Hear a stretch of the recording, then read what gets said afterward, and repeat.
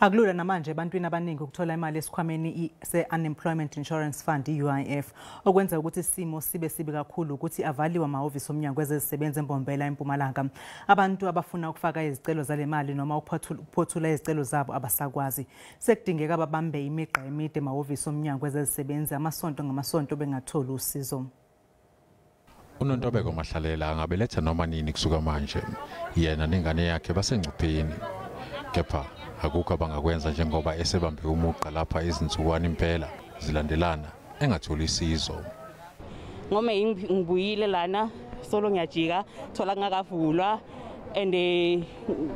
ngijuna mangabe kunini kude la ngithola khona imali. Bakhona kodwa nabanye abanenkinga efana neyakhe. Iningi lalabantu abagcwele lapha laphelelwa umsebenzi kanti bese libeka ithemba lalo kulesikhwama semali emukeliswa abangasebenzi. Ngoba abantu ababalamba phambi kwami akungijabulisi lokho. Kungqono ngingaphambana nabo. Abanye sebezame nokufaka izicelo nge-internet kepha baphumelelanga. Abanye ke abanayo kwasayona leyo internet. Ezame uku-apply ka phone yaka. Uthi uzame ukufaka isicelo nge-internet ngocingo lwakhe kepha akaphumelelanga.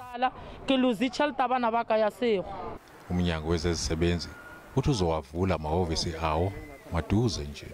We've taken a considerable amount of time discussing this matter, in particular because we want to reduce the infections happening at the labor centers.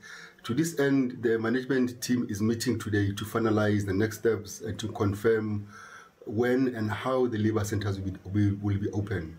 Njengamanje kulindwe lo mnyama ongenafu abantu basazoqhubeka nokudonsa kanzima bengakwazi ukufaka izicelo zemali yabo.